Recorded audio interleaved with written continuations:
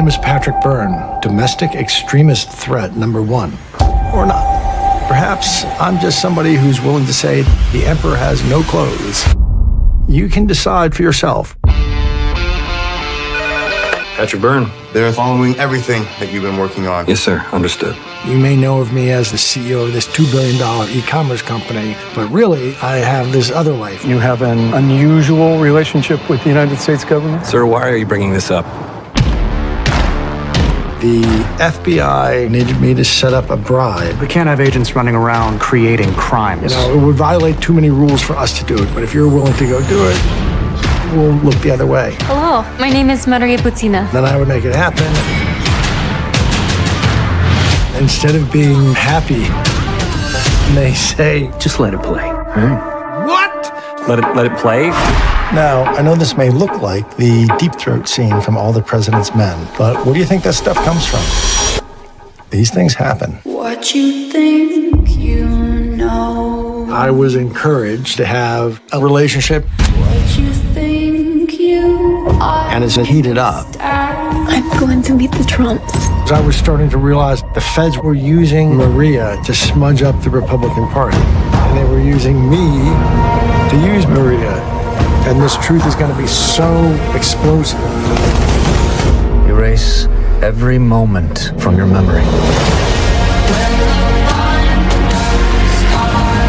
If you do this long enough, you begin to feel like an enemy of your own country.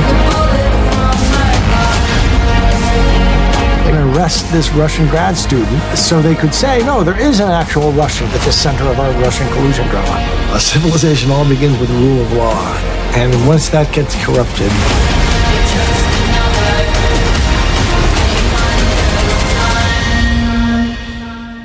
it's like my worst fears have just been realized. I don't know, maybe I'm just being sensitive.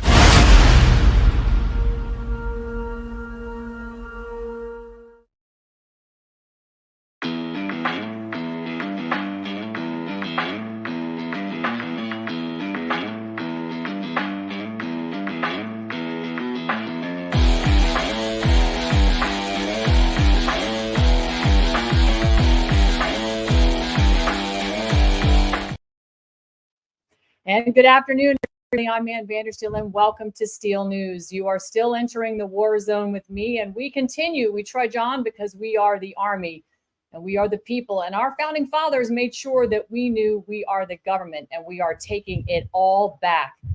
This has been a long journey for those of you that have been following me since 2016. You've seen the highs and lows, but you've also seen I've had the opportunity to meet some very interesting people along the way. And one of my favorite spies who has been in and out of my life in various functions over the course of the last so many years since we started to unearth this massive election fraud is none other than a good friend and somebody who I admire because of the dedication and patriotism he has shown over the years to this country and the sacrifice he's made is Patrick Byrne. He's going to be joining me here shortly. We've got a big show today. It's going to be about 2 hours. We have Dr. Patrick Byrne, as well as Chris Harris, who's a former Border Patrol agent and a congressional candidate right here in Florida's 14th District, Rocky Rutherford, a real constitutionalist, somebody who believes in the power of the Constitution and that we can take it all back. But again, it's going to require all of you, and many of you have come forward. There's been a lot of people in this army right now that have done an incredible amount of research to unearth all of the election fraud that has happened nationwide. And that work will not be in vain. There are good people out there also, and you've heard me talk about them, Marley Hornick and Harry Howry, who have put together United Sovereign Americans. Marley is the founder and CEO, an all-volunteer organization of 10,000 strong. The only people getting paid are the attorneys, but that kind of goes without saying. You know how that goes. However, they are bringing the civil rights litigation, which is the umbrella argument, the legal strategy that, in my opinion, and the opinion of many, will be the umbrella that allows all of this election fraud evidence, stuff you're going to hear about today that is incredibly explosive. Talk about foreign interference at the highest level. Well, Patrick Byrne has got the receipts, and he's been behind a massive operation to uncover just how all this went down. And you've heard about Smartmatic. You all know about Dominion voting machines. My podcast, my name is listed in many of these Dominion voting machine lawsuits, including one against Patrick Byrne, because people like Patrick came on my show, Steel Truth, and exposed all of the fraud.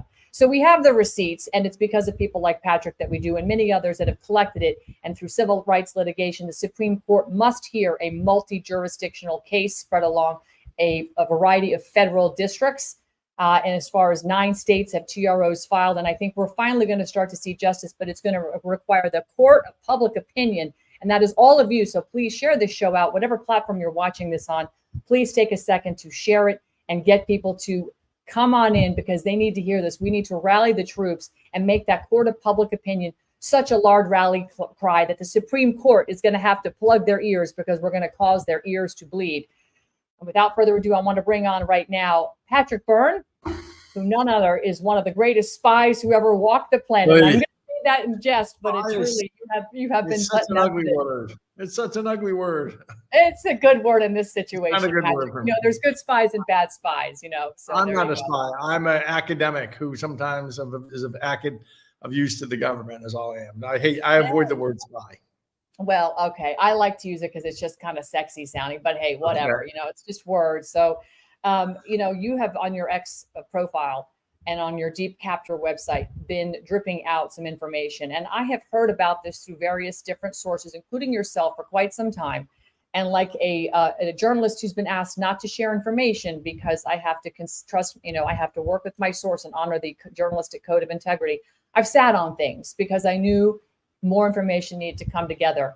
You're going to tie a big bow around a cesspool of communist players that have been infiltrated with our own government. And we know that they read in the Communist Manifesto into the Congressional Act in 1963. So they've really been architected and slowly progressing into communism in our own government. But you can show us how we've actually collaborated with communists to overthrow our own elections. So let's talk about this, because it's just absolutely fabulous what you've managed to put together and fund, by the way. And to that, we owe you a debt of gratitude. Fund. Finance. Oh, fun. Yeah. I'd say, oh, it wasn't that fun. Well, where do we even begin? I guess we can talk about things like the movie that's just come out that General Flynn made about my life, about this aspect of my life. I really owe him a debt of gratitude. He spent the last 6 months working in this movie. I can tell you about the PowerPoint that I went live with yesterday that revealed a lot. We can talk about that postal case that, gosh, I got 3 or 4 million views, my lecture on the postal case 2 weeks ago. And we can talk about the communist infiltrators, communist tyranny. I always use those words together because some people think communism is, you know, people holding hands and singing kumbaya. Communist tyranny is really what you should say, I think. Yeah, well, it is. It's communist tyranny. It's corporate statism. It's fascism. It's all of it. It's in totalitarianism. It's counter. Yes, exactly. Okay, so I'm going to let you lead. Where do you want to start? And I'll grab the assets as we need them to, if we need a show and tell. And if you have a PowerPoint, you can certainly grab that as well. But I'm going to let you lead where you'd like to go, because this is really your story. And this has been the operation that you've been very intimately involved in for quite some time. So you called this here meeting, Madam Chairwoman. What would you like to talk about? You must have had some thoughts. Well, I want to start with you know, this explosive story. Let's talk about what's going on between Cuba, Venezuela, Dominion, Smartmatic, because, you know, again, elections have consequences, and we now have unfortunately had to go through COVID, and we're going through the what we can say the controlled demolition of our country. BRICS right now, Putin is speaking as we are live. President Putin is talking about a lot of things that are of concern to him. And of course, our government is intimately involved in the destruction of what's happening in the Middle East. So our government is so bad. I wonder if they're not actually reporting to Putin, and their assignment is to be this dumb. Did you see that Secretary Austin? I saw a headline. I have trouble believing maybe this is like Babylon Bee, but that he says that the United States wants assurances that BRICS is not going to expand 1 inch. Did you hear about this? Good luck with that. Good luck, Lloyd. You ever heard? It's insane. You know what? BRICS is actually, in fact, if I want to just put this up here very, very quickly, BRICS is now going to be able to, through their trade and diplomacy and sound money, they will basically usher in a new era of peace worldwide, because in effect, that's what Trump did, right? When he negotiated trade unilaterally, country, mano y mano, and using the power of the purse, he was in fact negotiating world peace. And was well on the way of it, even with Kim Jong-un, the little dumpling over in South Korea. So who's now providing resources to the Russians, which should be of concern when you think about the Ukraine war. So again, this is, I think this is, we are being upended. The apple cart has been flipped, Babylon and Jesus, the tables are being flipped, Babylon is collapsing, and there's a new sheriff in town, so to speak. Yeah. And, instead of, I can tell you that 8 years ago, I gave a talk at the Treasury, but with people from lots of the other parts of government there, explaining exactly what Putin and Xi were going to do. Exactly. Yeah. And it wasn't going to take a war. We think in these very black and white terms. They were just going to build a better system and people would switch to it. And the better system is, instead of having the one we adopted 111 years ago, where planners who think they know the world. I always think of that Dilbert strip and that pointy hair manager and Dilbert who always thinks he understands more than he does.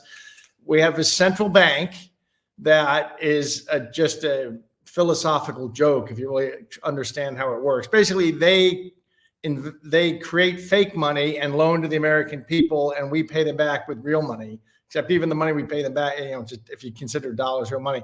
So it's just but that was the price of having a system that we thought we would have these planners who could fine tune the economy and the business cycles. Well, as opposed to just having something based on gold or some fixed asset that some Mandarin, no government Mandarin in a room can sign a piece of paper and create more of it. And of course, the tinkerers of the world, who that's not good enough for them. They think they can really make things better by tinkering. And they've over 110 years destroyed us financially, and that the chickens are coming home to roost. So, but this was all carefully explained, and what we should do instead was to build our new system and get ahead of them. And I actually had permission from I'll tell you stuff I've never revealed. I had permission from the United States government to get ahead and build a whole bunch of things in blockchain. I don't know if you know, but you're looking at the inventor of central bank digital currency. Did you know that I did the first in the world? But mine was architected to enhance freedom, and we did it in the Caribbean. We had 8 nations sign up. There was a central bank digital currency. I did it. It was the first in the world. If you Google my name in Barbados, you'll find stories about it. But mine was all about lifting the poor out of poverty and liberty enhancing, not this authoritarian version that Chinese have come up with. So everything they're doing was absolutely predicted to them 8 years ago. I walked them through it. I said, this is just too good a play for them not to do. It's a better mousetrap. They don't have to send tanks over the border into Poland. They can do it all by just inventing a better system, and the whole world is going to flip to it. And I actually had permission and worked on it for about 4 years until other elements within the federal government came in and started interfering. And those elements have turned out to be probably in the pocket of China. Guys like Peter Strzok turned out to have been behind that interference that Overstock received. Anyway, but I digress. Let's talk about the PowerPoint I put up yesterday that a couple 100,000 people have already seen. And it's up on my Twitter. It's also up on Deep Capture. I fixed it so it plays on Deep Capture. It's called the Cuba-Venezuela Conquest of the United States. Yep. America. May I walk through that real quickly? Absolutely. Do you want to do it from your computer? Would you like to share that? No, I mean, just verbally. I walked through the history of Hugo Chavez, who was a mediocre army officer, and when he became a colonel in '92, he tried to left a coup. He got defeated, thrown in prison. He got out 2 years later. By '98, he was elected president. He did just what we're seeing Obama and Kamala doing, just the playbook of eroding the Constitution. There was a temporary coup in 2002 against him, but he got out of it in 47 hours. He was actually a prisoner for 47 hours, but there's that old saying, when you go to kill the king, you got to kill the king. Right. And anyway, he got out of it and rounded up everybody against him. But the important part was he created a company, the other thing to know, second thing to know is the Venezuelan government, the Venezuelan mafia is the government of Venezuela. In fact, they call the mafia. Do you remember what they call it? If you had what they call the Venezuelan mafia? Cartel del Sol. Right? The cartel of the suns. Because the generals in Venezuela have a sun, not a star, but a sun. So the cartel of the Suns is a tongue-in-cheek reference to the fact that the capos of the mafia of Venezuela are the generalissimos of the army. That's the mafia. Right. And it's a mafia state. And they were sitting on top of the world's biggest oil reserves, which are bigger than Saudi Arabia. And they decided that they were just going to take control and loot. And they've looted somewhere between 2 and 4 trillion. So depending on, are you talking about the Lake Maracaibo oil reserves? well, that's part of it. There's all these oil fields. There's a Hugo Chavez oil field. There are immense oil fields in Venezuela. Yeah. Biggest in the world. And they loot, I forget how many hundreds of billions of proven barrels of reserve, but it's a lot. I think maybe like 500 billion or something. So they looted their own country. I was there 6 years ago. I put up some pictures. They're actually the Venezuelan government's Instagram page has pictures up of my visit from 2018. And there's two things the mafia took over. They took over the oil industry, the oil company of Venezuela, PDVSA, because that's where the money is. And they took over the election council because they had to make sure they could never be voted out of office. And they created, in order to get Hugo Chavez through the 2004 referendum on him, where they tried to recall him, they created a fake computerized election system that they could dial in any output they wanted. And even though his support in the polls was only 30 to 35%, he won with 58% of the vote. That's because the election system was rigged. And he had sent over 3 young men, Antonio Mujica, Roger Piñate, and the other guy I always forget, because he got erased fairly early in the story because he slept with one of the wives of the mafia guys and got erased. Salvatore, anyway. And they went to Boca Raton, Florida, not far from where you are, and they formed a company called Smartmatic. Now, they actually did that in April of 2000. Later, they were to say, well, we did this all in response to the hanging Chads fiasco. That's all nonsense. They did it in April of 2000. They filed a Delaware company called Smartmatic.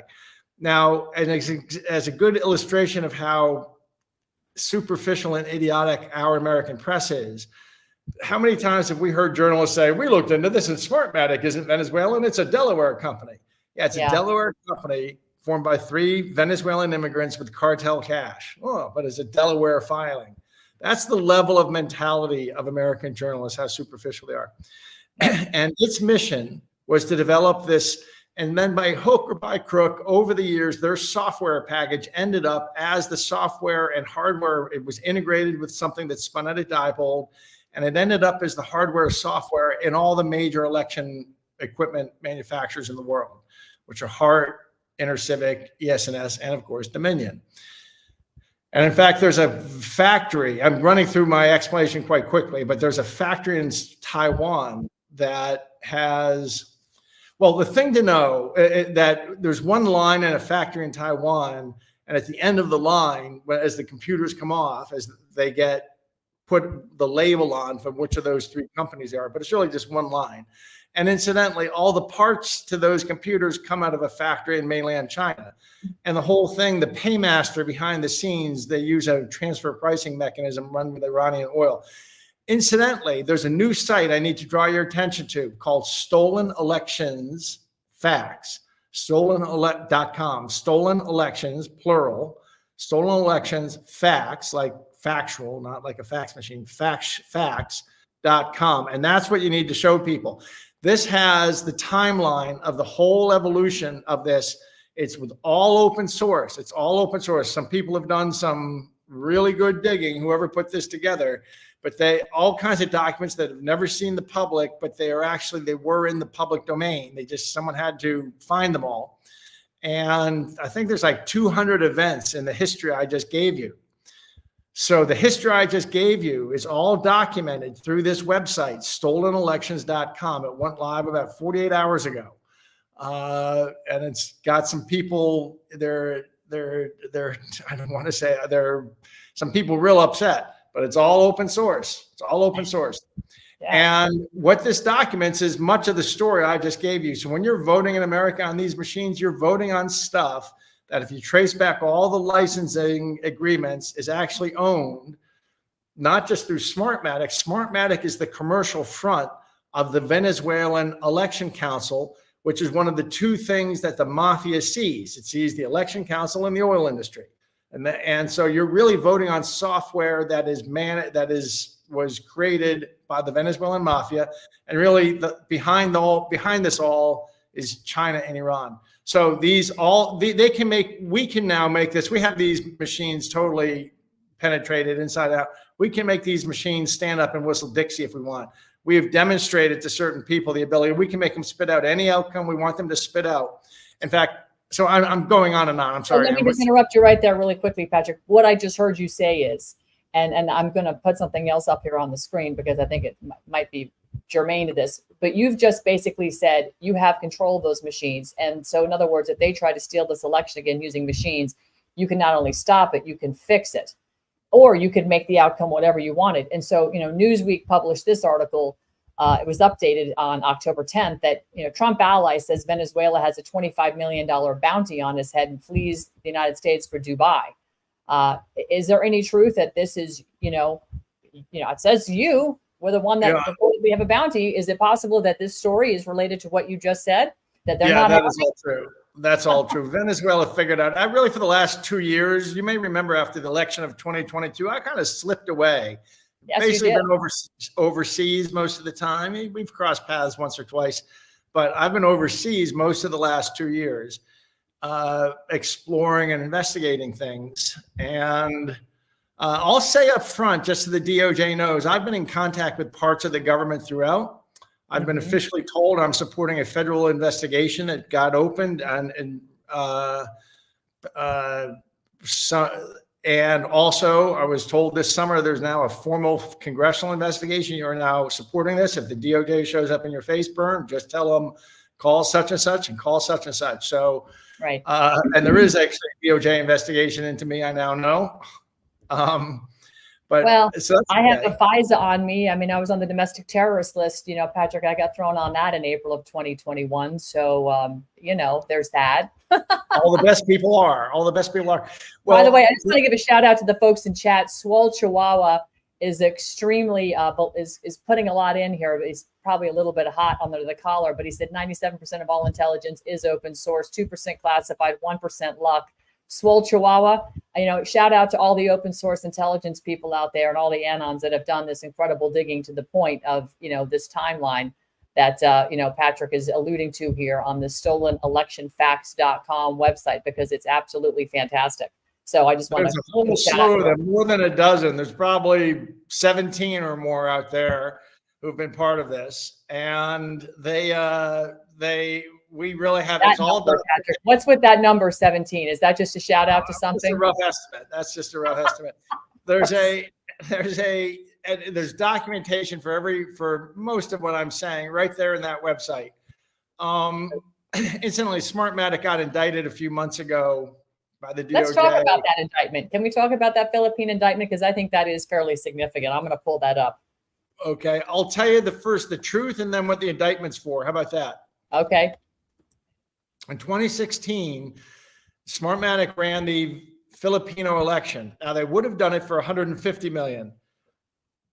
They were paid $200 million. The extra $50 million they got paid was a $30 million fee to rig the election for the guy who won, and an extra $20 million to give as a kickback to the chairman of the Filipino Election Commission. Mm-hmm. So the indictment is just for the second half of that. The indictment is just for the part that was the $20 million kickback to the chairman. But in addition, it was for, and the DOJ knows this, it was $20 million for that, extra was paid them, and $30 million extra was paid them so they would rig the outcome, which the DOJ knows. I think that they're afraid to add that to the indictment, because then the DOJ is officially acknowledging that, yes, we've realized these machines can all be hacked. Now, just to address something you said earlier, I better clear up. We wouldn't dream of touching these machines. I know you wouldn't.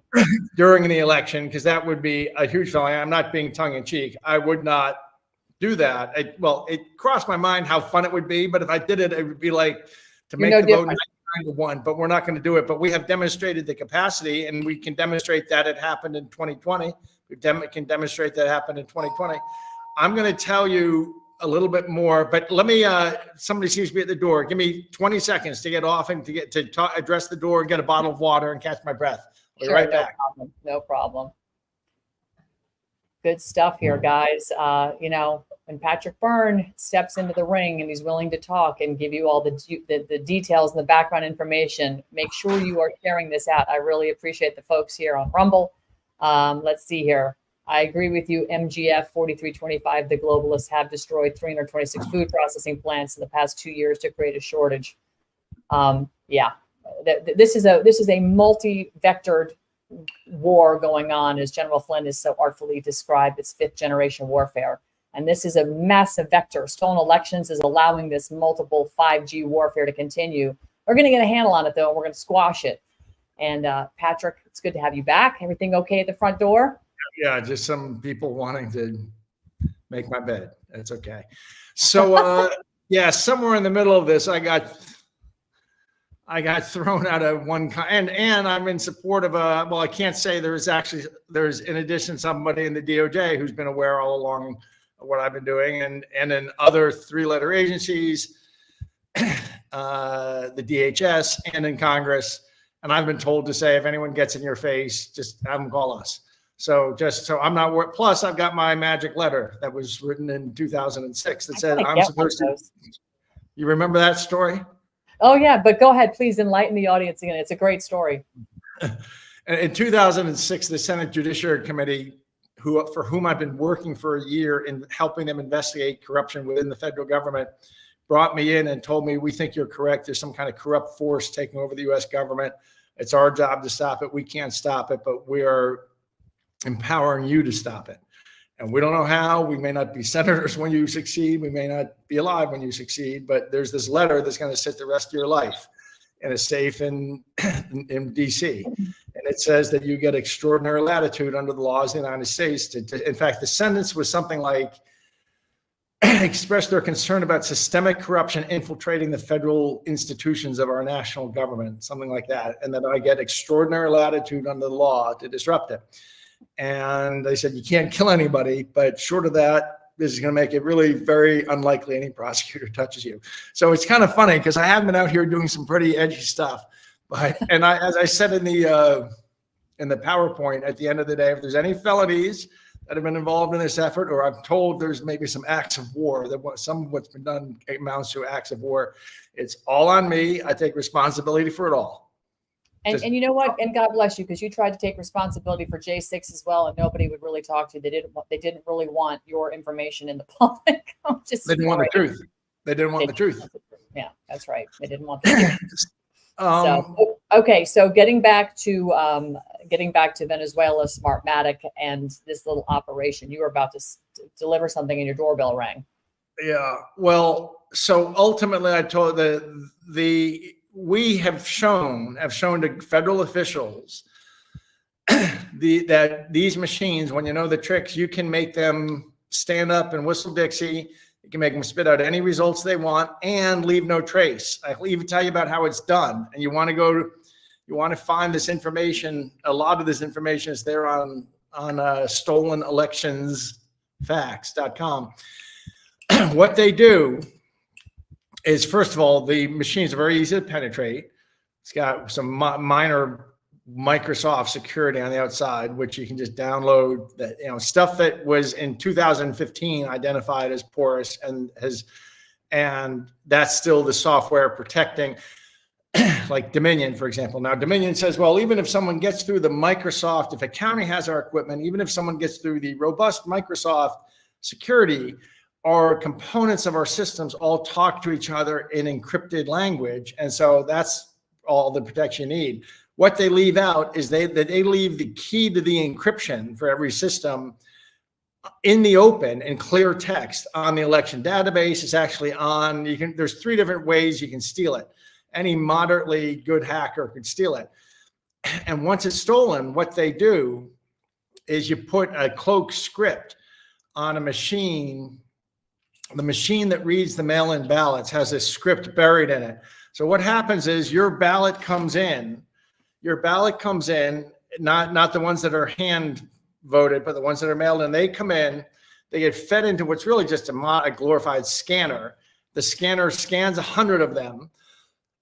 Then it takes a digital photograph of each. Then your piece of paper is set aside, and you should know this. Your ballot is actually no longer the piece of paper. It's just that digital photograph. And then it takes that photograph, it waits till it has 100. Then it goes through, it counts them all, comes up with a scorecard for who voted for what in that 100 ballots. It puts it together, it compresses and encrypts it. Then it waits 15 seconds, and then it squirts it up to the county's central election management server. Well, in that 15 seconds, a little cloak script wakes up, it grabs the key that's left in the open within the system. Once you're within the systems, it's left in the open, a huge violation of cybersecurity practice. It opens them up, it counts, it alters the photographs, it figures out what it needs to change the score to. It changes the score, then it changes the photographs to match what the score is it needs to be. Then it seals all that back up, and then it squirts up. And it really does that, we think, in 0.8 of a second in our testing. Wow. So the 15-second window is ample. Now, this is where it gets even more interesting. And this stuff is up there in stolenelectionsfacts.com. You're going to like this. Really, Serbia. Now, none of what I'm telling you has anything to do with Dominion discovery. And Dominion always gets their tit in a ringer about that I'm revealing stuff I learned in discovery. I'll say again, I've never looked at Dominion discovery. I've never looked at it because to me, that's like reading the newspaper from 6 months ago. I knew that there's different ways of getting at the truth, and one way is the federal judicial process. There's also entrepreneurial ways. I've taken entrepreneurial ways to get at the truth. So everything I'm telling you has nothing to do with Dominion, anything they turned over in discovery, which I never even look at. Serbia, they were loath to admit that they had a Serbian computer center. Then when it sort of leaked out, they said, well, it's where we do some R&D. The intellectual center of gravity of Dominion, the whole technical center of gravity, is Serbia. It's not the United States. The United States is like a front operation. Serbia is where the real technical center of gravity is. Serbia is using Huawei computers, incidentally, which are Chinese illegal computers for use in the US. They're using them, and they are coming through. What they do is they come through a VPN, through a back door into the system. And a VPN is a virtual private network. They come into the back of the system, and they create within the systems it's called a virtual machine. Have you ever heard of this expression within computers, virtual machines? Of course. I'm just curious though, don't we have some kind of what is the word? Sanctions against Huawei right now because Trump banned them from everything US. By the way, under US law, everybody who works on these systems and software has to be US citizen who's gone through some vetting. Right. It's a big no-no that there are Serbian nationals that aren't even known to be working on these systems. And they're not just like doing R&D in the background. They are on live systems touching the results. They come in the back door, they create. So about 20 years ago in computers at Overstock, we got into virtualization. You can have a server, and it creates within the server, it creates like a virtual server inside. So it's like the box has two machines, but one is actually just entirely in software. It's called a virtual machine. They create a virtual machine. They, within any server they want to manipulate. So this is like the last step. If they just want to hard manipulate, they come in the back door through the VPN, they create a virtual machine, they go on the hard drive, they change the results to anything they want the results to be. Mm-hmm. Then they collapse the virtual machine and close the VPN tunnel. There's no trace whatsoever. All of the manipulation was done on a machine within the machine, which it's collapsed into a bunch of bits of zeros and ones a fog. The only way you can ever find this out is with kind of forensic audit You do opening up the machine and doing like what was done in Mesa County, thanks to Tina Peters. And what they found was that this really weird thing had happened, that something had been created and shifted, but they didn't get to the bottom of exactly what, but that's what it was. They create a virtual machine within the system, do what they, this is like a last step after they've done all the other manipulation and cheating they want. If they still have to cheat some more, they just do this. They change the results in the database to anything they want. Then they collapse the virtual machine. There's no trace of anything unless you do a hard forensic audit to even find this stuff. But that's how they do it. And they're doing this from Serbia on Huawei equipment. Right. And incidentally, you're going to love this. Remember those stories we heard about Germany and Italy? Seidel? Yes. And yes. I don't know what I'm about to tell you. I don't know what it has to do with those stories we heard 4 years ago. But when they come through from Serbia, they bounce through servers in Germany and Italy. They bounced, they came through, their virtual private network came through to cover their tracks, Germany and Italy to the US, where they did all this stuff. But actually, if you got through those systems, it was back to Germany and Italy. It was done in Serbia. And the truth is, we think Serbia is itself just another well, first of all, there's a whole bunch of Chinese computer software engineers there in Serbia, but I think it all goes back to a military institute in China, probably Xi'an, China, that's where the people are coming. They're coming from Xi'an, China to Serbia through Germany and Italy into the backs of these machines through VPN. They create the virtual networks within the virtual machines within the EMS. They do their mischief. And then they collapse the they change the results to anything they need them to be. Then they collapse the virtual machine. So even if you go and you do a look at the machine, you're not going to find it, because when you go and open up that machine, you're just going to find the normal machine there. You're going to check, and it didn't do anything. There's no record of it doing anything. That's because this was all done by a virtual machine that was created inside the server. All that manipulation was done. It's a brilliant system, and it's all being run from China. So there's somebody in China who's picking county by county, who's winning your school boards, who's winning your prosecutor, who's your governor, who's your congressman. It's all being picked in China. And this kind of all dovetail into Soros and Open Society, because Lord Malik Brown, who is on the board for Smartmatic and Open Society and all of that, is obviously helping cherry pick the Soros pick DAs and the sheriffs and all this kind of stuff. So that's how they're all working together to make sure that their agenda is being accomplished. And our country is run by agency and public-private partnerships of corporations, including our own government, which 28 U.S.C. 3215A, the United States is a federal corporation, which allows it to contract with these other for-profit entities, like all the agency government that is, essentially destroying our country.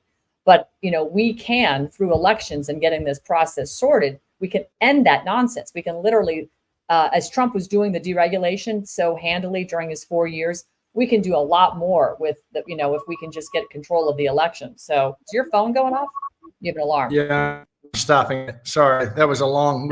We spent 40 minutes on this. Everything I just said is on stolenelectionsfacts.com. Go there, you'll find all kinds of documentation of all this illicit chain that's actually doing what I've described. Let's switch to a different subject. What else you want to talk about? Okay, let's talk about the postmaster and what information you've now gleaned from that, that truck driver that had a lot of ballots, because we know that they're trying to steal election with mail-in ballots right now. We've seen all the overseas efforts they've made and so on and so forth. So what can you dump on that? Well, for 4 years, we've been funding at the America Project at americaproject.com. I'm hoping your viewers can go there and become a $5 a month supporter, because this has cost tens of millions of dollars, all the activities I'm telling you about.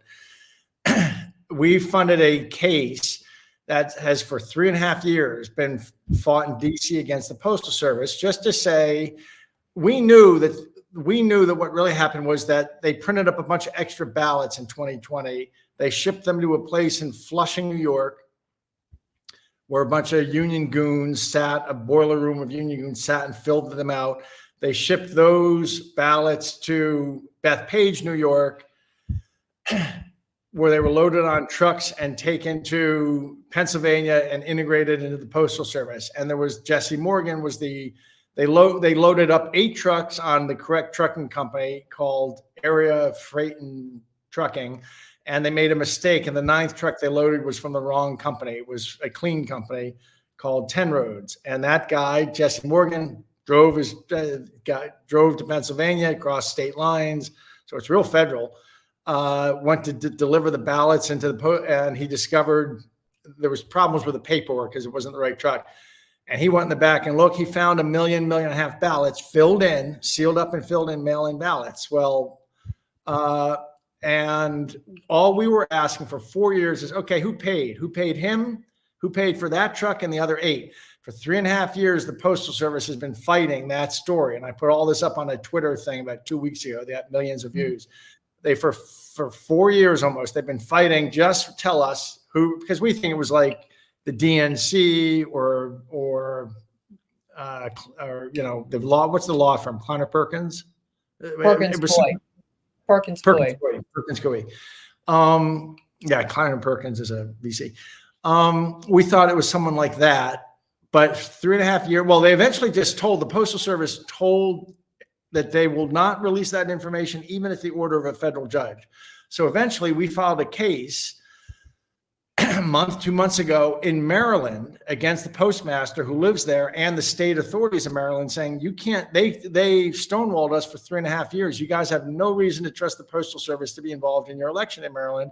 And there was a Maryland resident who had every right. You know, when voting rights organizations try to file such cases, the courts say, well, you don't have standing. You're not an actual voter. You're just an organization. So a Maryland guy wrote a civil rights suit that said, I have no reason to think my ballot isn't going to be canceled by this other activity.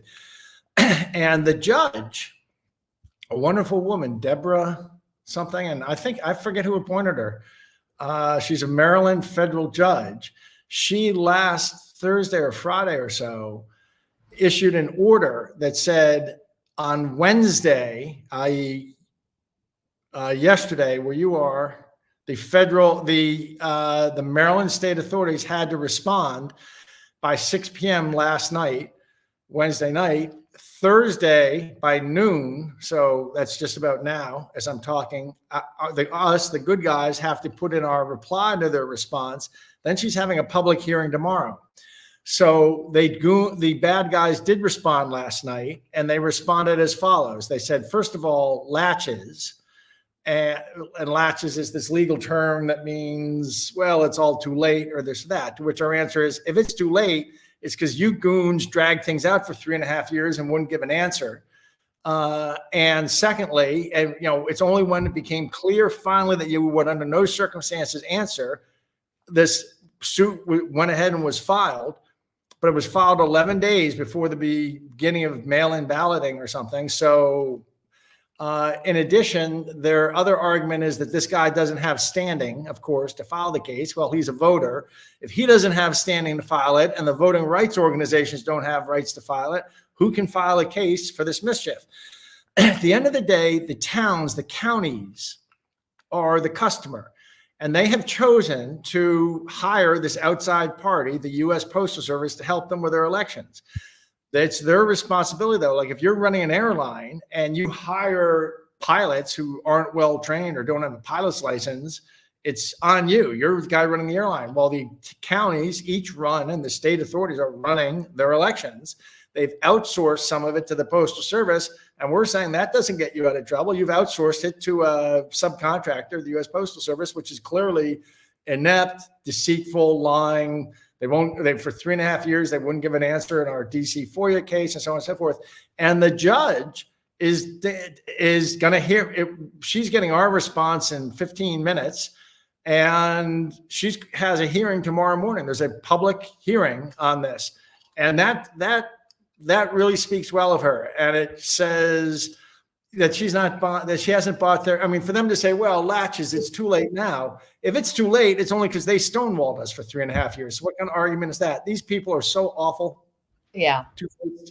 So to that point, I just curiosity, have you looked, is this a Trump appointed, Obama, Clinton appointed judge? Do we know? I don't know. If you watch my Twitter thing from last week, I told you about her full name. It's Deborah. It's got like Friedman or something, but it's not Friedman. Something. Who is the gentleman, or who is the plaintiff in the lawsuit?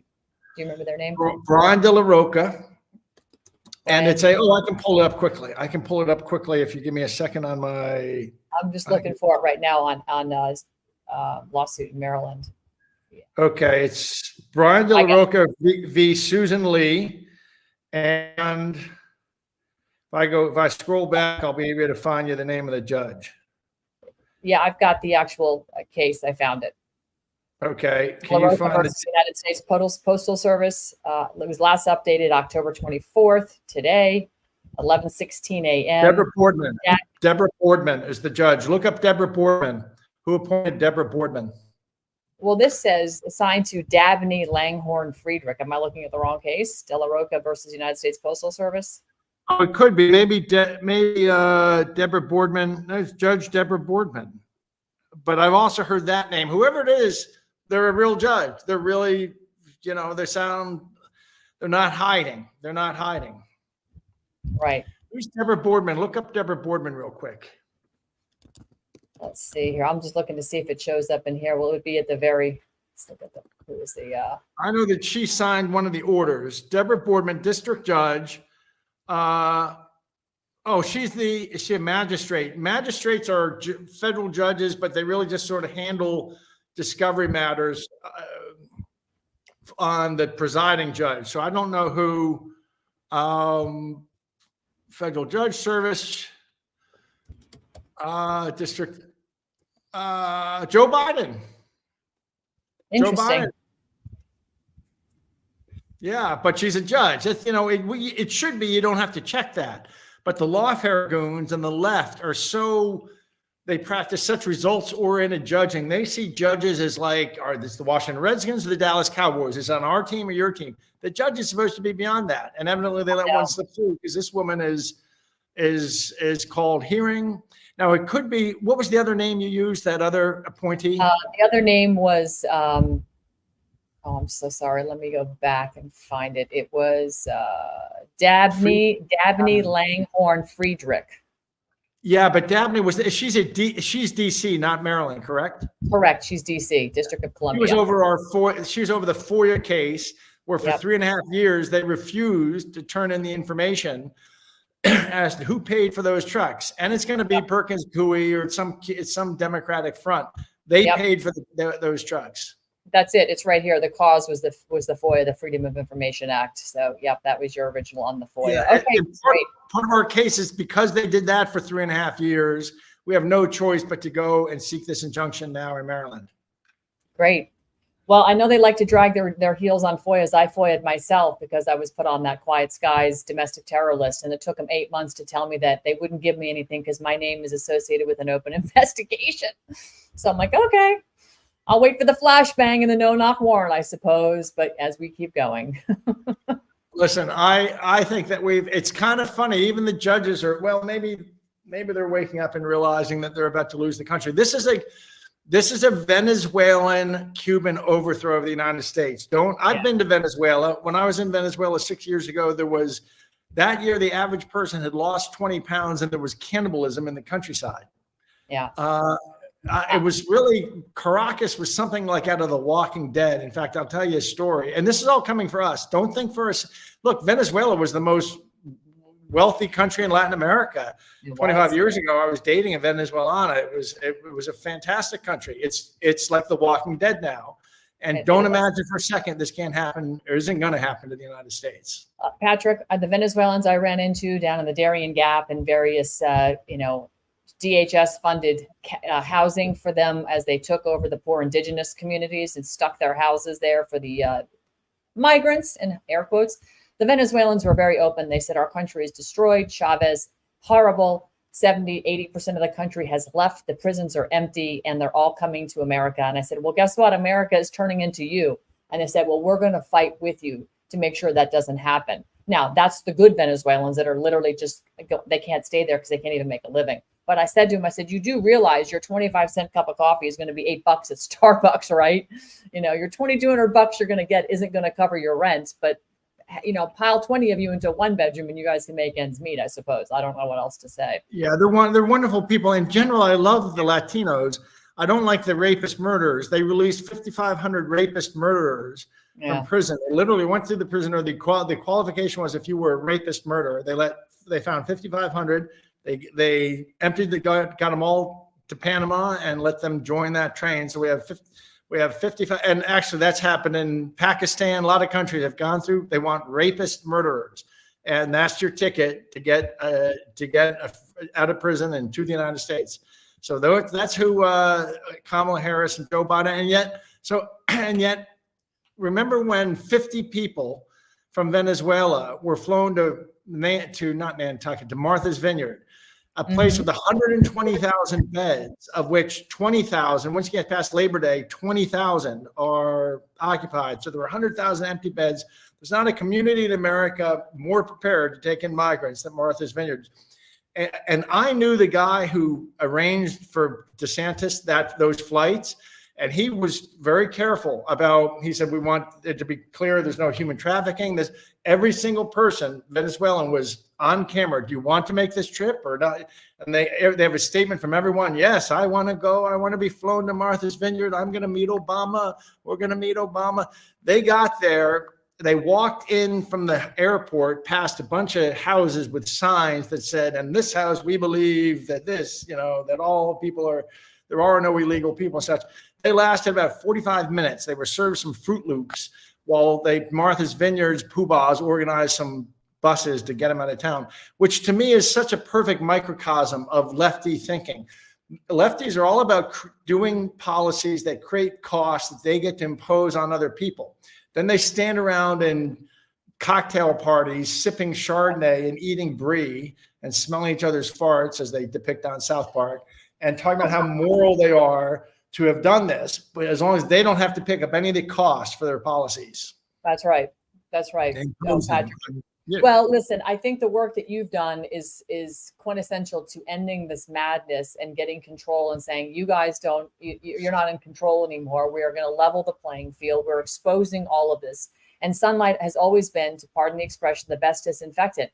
And that's what you and these anonymous people on stolenolectionfacts.com have done. And it is an amazing compilation of the timeline of everything. And there's some people I know that need to see this that aren't aware of this yet. People I know who did Clear Ballot. I know the inventor of Clear Ballot. It just went live 48 hours ago. Stolenolections.com. It's documented, open source, stolenolectionsfacts.com. Documented with all kinds of documents that were in various open source locations that were brought together and put on here that document the whole history of this technology. When you're voting on a bunch of Venezuelan junk software that was put together by a sophisticated mafia to take down the United States, and by the way, the other thing you might as well know, this gone on for 20 years in 72 countries. They started off at low level, mayors and judges and prosecutors, and they worked up to Congress and presidencies. 72 countries over 20 years they have hijacked. China and Venezuela have bent the arc of history out from under us. And we just thought the world was changing in this really funny way and didn't seem quite organic, but that's how they did it. Brilliant. It is changing in this very funny way. And right now, Putin has stepped to the microphone and he's unveiled their new BRICS financial payment system. And they, of course, have sound money because they're using gold and their natural resources to be the assets to back their basket of currencies. A lot of more countries have jumped in and joined BRICS. And of course, on the BRICS News website, Russian President Putin says he welcomes discussions with Donald Trump that seek to end Russia's war with Ukraine. Interesting how he's not going to bother talking to the mushroom in the White House or the hyena that, thinks she's going to inherit that bully pulpit, that he's talking to Donald Trump. And I do believe if we can get Trump elected, Patrick, which looks like overwhelmingly he should be elected, that we will have our own gold-backed currency and we'll be able to, be represented well on the world stage. And the hegemony of the U.S. dollar with hyperinflation and weaponization of central banks will be no more. This will be true, fair trade. And I built everything they're coming public with. I built once. I built from 2015 to 2019. I could build, if Trump's in, I could build all that again in under 6 months, and it would be preferable to the one that BRICS. This is like Coca-Cola. Pepsi has now introduced a better product, and people like it better. There's nothing Coca-Cola can do. You can't point a gun at people and make them drink. these other Putin has beaten us not by invasion, but by having built a better mousetrap. We can build one in 3 to 6 months. I could build one as good or better that the world would like better than the one they have. 3 to 6 months, as long as this time I don't have Peter Strzok and some goons like Valerie at the SEC behind the scenes pretending to be kosher with me, pretending to be cool with me, but actually doing everything they could to disrupt. These are things. There's some billionaire who got arrested just after I left Overstock, and for 3 years he fought this legal case, and they were trying to put him in prison. He finally beat it. He got in touch with me a year ago. He said, Patrick, did you know the whole time I was fighting, they were saying, if you will give us something on Patrick Byrne, we will let you off the hook. You just need to help us indict Patrick Byrne. And it was all about, he said the whole thing, my legal problems were all about you, Patrick. They were trying, and it's a story for another interview, but I invented, in everything BRICS is doing now, I built once in 2015 to 2019 on a whole bunch of different technologies on blockchain. I could rebuild it in 6 months if this time Uncle Sam kept their word and got out of my way. So, well, who knows, Patrick? You may have that opportunity to do that. We'll see what the future foretells. But you do know the right people should that opportunity present itself. So I don't doubt that we have seen the last of you on any of this. Inshallah.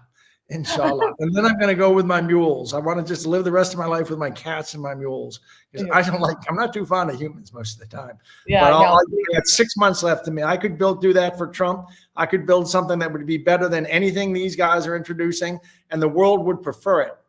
To do a gold-backed currency, to be honest, I don't want to give away the secret, but gold-backed were the gold conversions in Switzerland. That's how you would do it. And the world would prefer a U.S. gold-backed currency where the conversion was in Switzerland over a Chinese, Russian gold-backed currency where the conversion's in St. Petersburg and Shanghai. Well, we'll see what happens. I mean, I think the United States has got a lot of egg on its face because our government has been so ruthless. I call them the ultimate transnational criminal enterprise organization. They have just been a diabolical around the world. The goons who took it over they're horrible. The goons who took it over we're not. We're not, and there's a lot of great people in government. Let me tell you, the leadership has really led people astray. 85% of people in government are now on our side. I swear, I know this. I've gotten messages from within government saying, we have your back, we have your back. I'll tell you this, last December, I got a message from some very powerful group within government saying, double down, Byrne, double down. We got your back. You double down what you're doing. They'd found out about some of my activities, and they said, don't back away, just double down. We got your back. So if the DOJ really wants to have a conversation, you won't be talking to me. You're going to be talking to some other folks first. Got it. Well, Patrick Byrne, I know you've got other places to go, and I've kept you for an hour. This is fantastic. Is there anything you want to alert anybody to be ready for? I know that you've got some speaking engagements coming up on the 27th, but what's pressing that you want to make sure people are aware, and where's the best place for them to be following your information? Here it is. General Flynn. Yes, I did a thing on Twitter 2 weeks ago at the Postal Service case. I will do an update where once we do our filing in 10 minutes, I'll come back in a few hours and I'll prepare a video explanation of their response to our lawsuit and our response to their response. I'll try to get that up tonight or tomorrow so you can view it before the hearing happens tomorrow on the Postal Service thing in Maryland. In addition, the movie has come out. You got to see the movie, The Enemy Within. I am domestic extremist threat number 1, according to the Biden regime. Did you know that? I know that you got to be right behind me. I'm sure you're in the top 10 or top 5. But I'm have been identified as domestic extremist threat number 1. The Enemy Within, it's available on Rumble right now for $5. It's coming up on a bunch of other platforms.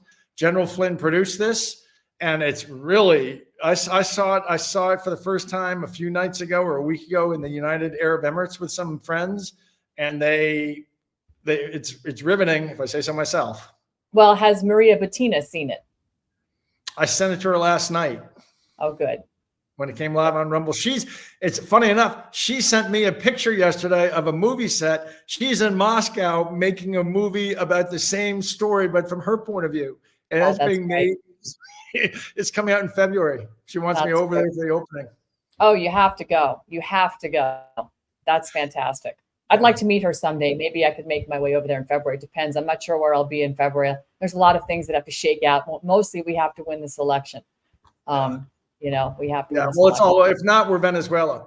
People should remember, let me close on some thoughts of the greatest Republican of all time. You know who that was, right? You know who I admire above all Republicans? Besides Frederick Ronald Douglass. Reagan. Oh, Frederick Douglass. Yeah, of course. He said the liberty of man rests on 3 boxes: the ballot box, the jury box, and the ammo box. Good night. We do not want the last box opened. That's a fact. Despite how much the federal government is trying to push us into opening the ammo box. Stay peaceful. Stay peaceful. We're going to get through this peacefully. We're going to get through it peacefully. Right. Don't let them goad us into war. I think they're going to crash. I think they're going to crash the internet and the cell phone system around election day and declare martial law. And then when the smoke clears in 6 weeks, oh, we counted up the ballots and Kamala won. We're not going to let them do that, but that's the plan. So be prepared for an election day whiteout. Blackout. Shenanigans. All right, from your lips. Hopefully we stop that before it happens, Patrick. Hopefully the good guys that you may know of, some, who knows. Anyway. Inshallah. Inshallah, Patrick. Thank you for being on. I appreciate it. Wow. Awesome. Always good to have Patrick Byrne. Always engaging, ever enlightening, and ever entertaining. That is for sure. He dropped a lot of really important information there. And I hope that people who are, you know, good guys and bad guys should be listening to this. So if you know bad guys that need to know this information so that they stop what they're doing, I hope that they're certainly paying attention and stopping what they're doing. I'm going to take a quick commercial break. We have a couple of more guests. I'm waiting for some more folks to show up here. We've got Chris Harris, who's a former Border Patrol agent. He's had an incredible career, 37 years in law enforcement. Let me just pull it up here and I'll be very specific. Yeah, he's a retired Border Patrol agent, former member of the National Border Patrol Council, 21 years as a Border Patrol agent, 26 years in federal law enforcement, 36 years total law enforcement, and he was stationed mostly in Imperial Beach Station there in San Diego sector. He also worked as a union official director of legislative and political affairs, spending a lot of time in D.C., and most notably across 5 administrations. So when I say he's seen it all, he has seen it all. So we're going to talk about how these open borders having consequence in our elections. We can talk a lot about and sort of loop it into what you just learned from Patrick Byrne and the true foreign interference coming out of Venezuela and Cuba. Can you imagine Venezuela and Cuba trying to overthrow our elections? And the one thing I forgot to ask Patrick about, which I'm bummed, simply is that, you know, Cuba is in the dark right now. Somebody's pulled the light switch out from underneath Cuba. They're in trouble at the moment. So I don't know if it's, you know, our guys or who or what is going on, but they're in the dark at the moment. So maybe that's just all part of this whole election shenanigans that's going on back and forth. And to those people that are, you know, dreadfully concerned about nuclear war, I'm not really concerned about nuclear war. I mean, mostly because if it happens, well, it's going to be mutually assured and we'll all be gone anyway. But I don't believe that's the game. I believe when you look at what's happening with BRICS right now, you can clearly see that these folks want to have a better future. And to Patrick's point, he thinks he can build the better mousetrap. Well, good on him. If he can, bring it, Patrick. Don't sit idly by on your hands. Let's dust off that little company he had in Barbados and let's bring it back for the people. So without further ado, I'm going to take a quick break here. I'm going to skip on over to a couple of our sponsors and thank them for making this show possible, because this is, you know, this is how I earn a living. If you buy stuff from the sponsors that I recommend because I really do use their products, then by all means, that helps me and that helps fund the travel that I do. I'm going to be headed back to North Carolina next week. A lot more information is coming together on that FEMA story I broke. If you remember, that thing went absolutely viral when I approached a FEMA camp there in Candler, North Carolina, and got, you know, an interesting interaction. I wouldn't say it was adversarial, although somebody else came in a few days later and the security guard who did stop me said that I was, you know, spewing all this conspiracy misinformation and all this stuff. I don't remember the exact words he used, but basically accusing me of things that I didn't do. So he was slandering me and defaming me, but I'm a public figure, so he can get away with it. But I'm going to call him out. That's a lie. I didn't do any of that when I was there. And it's all really well documented because I was the one filming.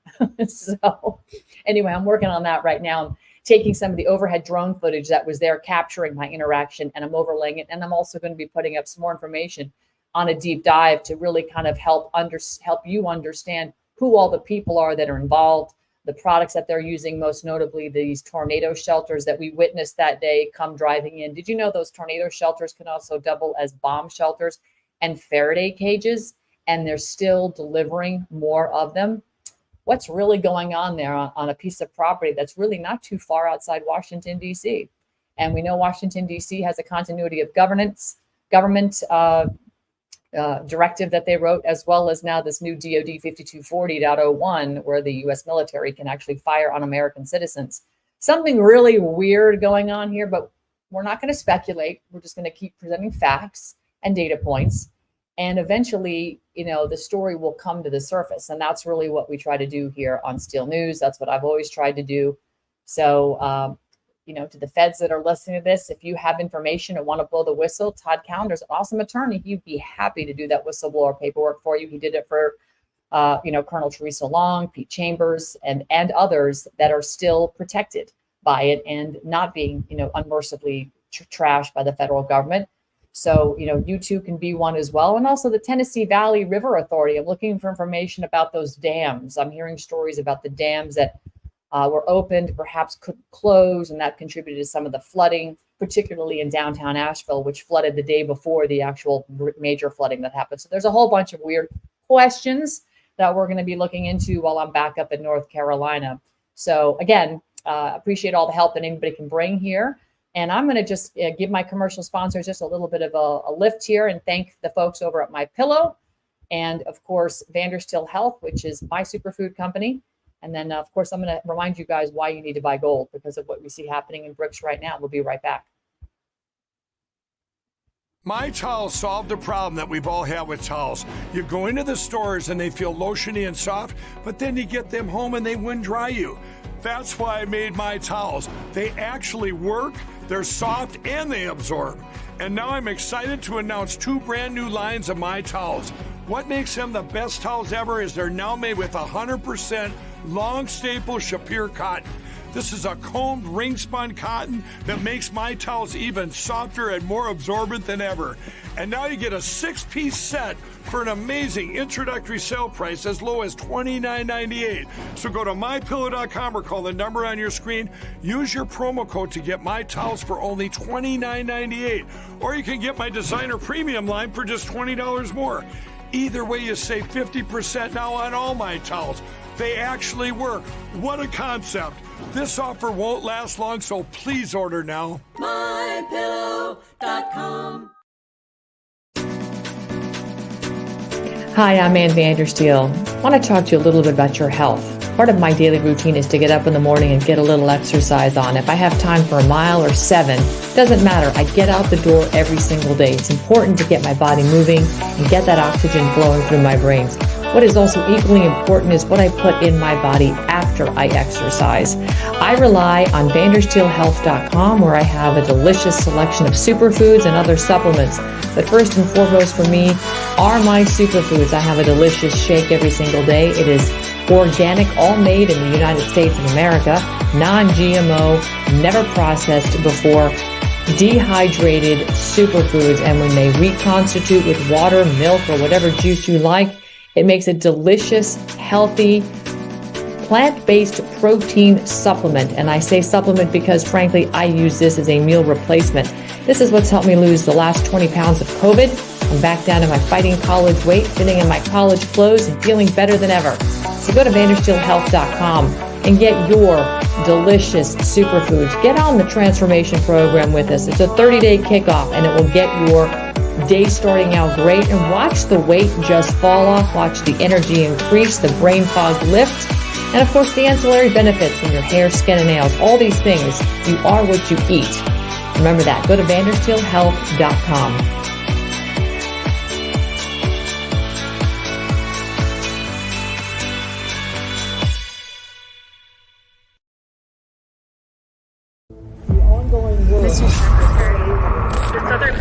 Hebrew Immigrant Aid Society, HIAS, who is about as Hebrew as the Catholics are on Catholic Charities. You've often spoken about your partnership with these NGOs. Who's paying for this? Are you aware of who's funding these NGOs? We are grateful for the appropriations that Congress. So the United States taxpayer is funding them, is what you're saying. So when I look at the border, I look at how the United States government using NGOs as public-private partnership is how they are protecting themselves legally from getting in trouble because they're offshoring all of the activity that's illegal to private entities. They become very evil. I think the NGOs are evil. Oh, they are evil. They're laundering all the money. This is a massive money-making operation, and it cannot happen without the NGOs. Prosecute every single MGO. They have committed treason, and they're in cahoots with the cartel. You understand the NGOs are paying cartels to bring the people in, and they're paying the lobbyists to pay the members of Congress to keep the laws favorable to allow this to happen because they want the money, they want the children. A whistleblower says HHS is knowingly placing children brought over the border illegally with criminals and sex traffickers. They're making millions of dollars off of the lives of the children. We've had movies like Sound of Freedom come out. That is nothing. That movie was great, but it was nothing. But it didn't get the American people to stand up and go, wait a minute, we got to close this border. Lies. We do not have open borders. And migrant crime is not a thing. And migrant crime is not a thing. And migrant crime is not a thing. I'm furious with the mainstream media for carrying the water for this federal regime in control right now that is painting a completely different narrative. Yes, people want to immigrate to our country because of the possibility of a better life. People want a better life. You got MS-13, you got pedophiles, you got child rapists. It's not about poor people that are looking for a better way of life. It's about trafficking them in here. It's about changing the demographics. It's about destabilizing America, the voting electorate. It's also about importing a boatload of criminals. Venezuela. That will do terrorist activities in this country in 2024 at some time. And now we have a report that 8 ISIS operatives were captured in the United States, and this is great that they caught them. But we have over 12 million people who've come into this country that we haven't properly vetted, and we're not going to always catch them. Isn't the concern is this is potentially the tip of the iceberg? Give me your thoughts if either one of these men win the election. What do you think America looks like? If they give it again to Joe Biden, I think the FEMA camps that they're using right now and the illegal migrant camps, I should call them, will be eventually for people like you and me. They're building camps for political dissidents in all 50 states, and it's hitting mainstream news. A Democratic candidate for Congress in upstate New York said this: MAGA supporters should go to, quote, re-education camps after the 2024 election. Now, if Trump were to get in, it's going to go one of two ways. He's either going to continue with the advisors that he has had in the last go-around. They were good. They got the economy going and did all that stuff, but they never drained the swamp. And he still has a lot of swamp creatures around him. So if he doesn't get rid of the swamp creatures, if he doesn't start hearing the American people screaming about how bad it is, about how bad warp speed was, if he doesn't get realistic with the fact that he was lied to and he doesn't admit it to the American people, he's going to lose a notch.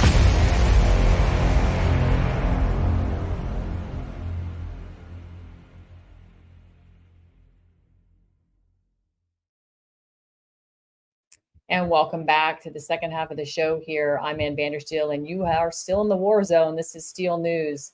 We're going a little bit long today, but because, well, you know what? I can't do a show tomorrow. I'm going to be on the road again, and I'll be headed out to North Carolina next week. So you'll start to see more content coming out of there as we develop what I believe to be a land grab situation going on in North Carolina at the expense of some incredible people. Unfortunately, what they don't understand is that, you know, first of all, my great-great-grandfather is from Western North Carolina, Sam Ollis, and he fought in the Revolutionary War, which makes me a daughter of the American Revolution.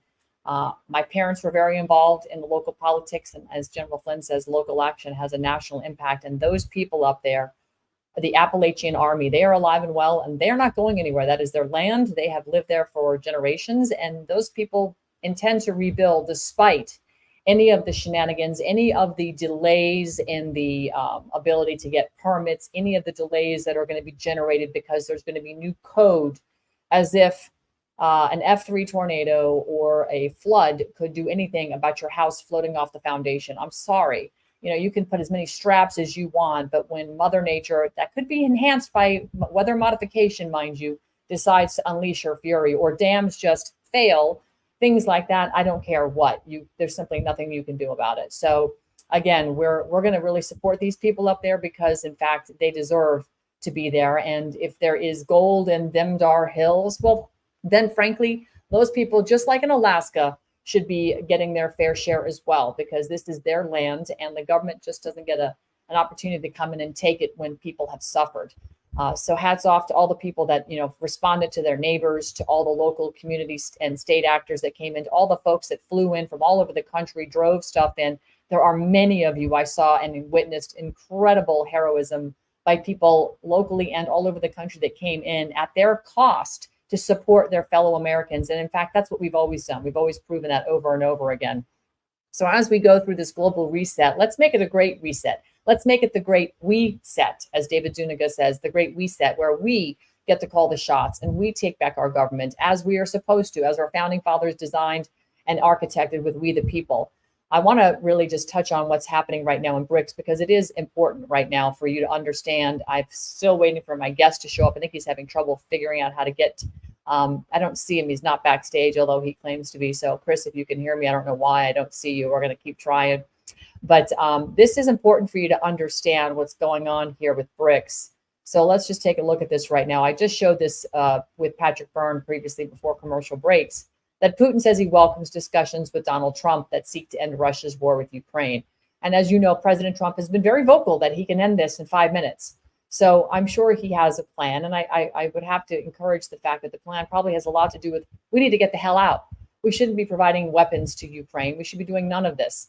This is insane lunacy that's going on. The military industrial complex has been the tail wagging the dog for far too long. And of course, the tail that's wagging that dog is, of course, the international banking cabal. So they're all making money on it. But in terms of information coming in out of BRICS, what's happening right now is they have this historic meeting in Kazan, Russia. Saudi Arabia is not listed as a BRICS full member or official partner, but they're there. They are there. And as you know, they have now abandoned the dollar as the petrodollar, and making dollar the only currency that you could buy and sell OPEC oil. And nope, now, Saudi Arabia is taking any currency to trade for their oil, which, that really is that's a slap in the face to the United States government, but not to America. It's because Americans, we know we have more liquid gold in the ground than anybody. We have tons of it. We have the most incredible natural resources in our country that, through all of these do-gooding non-governmental organizations that want to protect this or that. And, we don't need to harm a hair on anybody's head when we go to get the resources we need in order that God has provided for us. We don't need to harm anything. We certainly don't need to put up those horrible windmills that kill bald eagles by the thousands. We don't need to put them up in the ocean that are causing the mammals in the ocean to become disoriented and beach themselves. I mean, it's just demonic what is going on with this, quote, green energy plan. But anyway, BRICS an hour ago posted that they decided not to accept any new countries as full members of the alliance for 2024. 13 new nations have been accepted as official partner countries and will be part of the BRICS initiative. They're working towards becoming full alliance members at a later date. The full BRICS members are right now Brazil, Russia, India, China, South Africa, United Arab Emirates, Iran, Egypt, Ethiopia, and official BRICS partner countries, Algeria, Belarus, Bolivia, Cuba, Indonesia, Kazakhstan, Malaysia, Nigeria, Thailand, Turkey, Uganda, Uzbekistan, and Vietnam. So you're just seeing the continued expansion of countries that, essentially are at least 40% of the world's GDP, over 70% of the world's population. Quite significant when you consider where this is going, and that the G7, the NATO countries are going to be literally outside in the cold. And you don't see the United States anywhere near any of this. In fact, we're sort of, the Americans are going, hello, don't forget about us, just because we have paper called the dollar that can be used as toilet paper, kind of like Venezuela, what happened down there. We as Americans understand the gravity of the situation. And, this brings me to my next point, and something that I want to make sure that you all are really taking to heart, because if you're not, you are going to be left out in the cold. And it has to do with gold. How do you protect yourself? And when you understand that the BRICS countries like Russia, 40% of the BRICS currencies will be asset backed with gold. Gold, the staple that has been around for over 5,000 years, backing currencies, has been used as currency. It is sound money. It is real money. Currency is a representation of money, but money is gold. And gold is what we are going to be getting back to, particularly with the Trump administration. You don't even have to look too far on President Trump's Truth Social page, and you'll see ads for gold in there. So if he didn't want those ads for gold and wasn't encouraging you to own gold, he certainly wouldn't allow it in his truth feed on his own truth timeline. Just saying. I mean, let's kind of look at the obvious here. So if you are interested in finding out, who I actually trust and actually do business with, Augusta Precious Metals is a fantastic company. And they have a phone number that you can be found in my Rumble description box, but I'll read it out loud in case you're listening to this on a podcast, 888-782-9064. These folks are phenomenal. They offer a free IRA gold kit. And all you got to do is just go to the link in the description box and click on it. And it will take you right here to this page. Just putting your name, email, and phone number. You get a free guide. And the great news is if you have $50,000 or more in retirement savings, they're happy to convert that into a gold IRA. And honestly, a gold IRA is worth far more than its weight in gold because it is an IRA. It's another tax-free vehicle for you. And the gold is on ascension right now. It is rising quickly. And again, rising quickly because the central banks are now trying to stock their coffers with gold. They understand what's happening with BRICS. And if they want to be competitive on the world stage, well, we're going to have to move into gold-backed money again. We cannot sit around and be in this fiat currency any longer because we're going to get our clocks cleaned. And so if you want to know where I trust Augusta Precious Metals. Again, you can call them at 888-782-9064 to secure your free gold guide to the gold IRA from Augusta Precious Metals, or you can click on the description link on the on the link in the description box below and get your gold IRA information there as well. And they're happy to educate you and not pressure you. Anyway, without further ado, we do have my guest in. Christopher Harris is here. I'm so glad you finally made it in. Let's bring him on the stage and welcome here to Steel News. Chris, great to see you. I'm sorry we put you through the paces trying to figure out how to get on this. That's okay. I checked the latest link you sent me and it worked like gold. So okay, great. Like gold. Okay, good. I must have sent you a bad link. That's on me. I apologize for that. No worries. Thank you. Okay. On yeah, of course. So listen, I've done a lot of work with Operation Burning Edge, Michael Yon. We've been down on the border. I've been in the Texas border, Arizona border. I've been down to the Darien Gap. I've seen the influx of the people that think they're coming here for a better way of life and have no idea about the slave labor they're about to enter into. And of course, all of the evil that's coming across and the Trinidad gangs and TDA. And we see what they're doing in Colorado and Chicago and other parts of the country. You have high expertise on this, and you understand that they're stealing our elections as well. The IRS and the Department of Treasury are issuing ITIN numbers, individual tax identification numbers, to these illegals in the millions to try and create registered voters that will vote for Harris. What can you enlighten us on? What's your perspective? Well, I mean, I could touch on a little bit on the election stuff, and then I could talk on a more macro level as a former Border Patrol agent, law enforcement officer, 36 years in law enforcement, 21 as a federal agent with the U.S. Border Patrol. It's also a union official with the National Border Patrol Council out in California. For election purposes, I stick within my wheelhouse, and it's immigration and border security and how it relates to national security. And this does touch on elections. I talk a lot about personal experiences, so hopefully people know that I know what I'm talking about, that I'm not hearing it third or fourth hand. So I personally arrested people who have had paperwork on them that showed they just voted.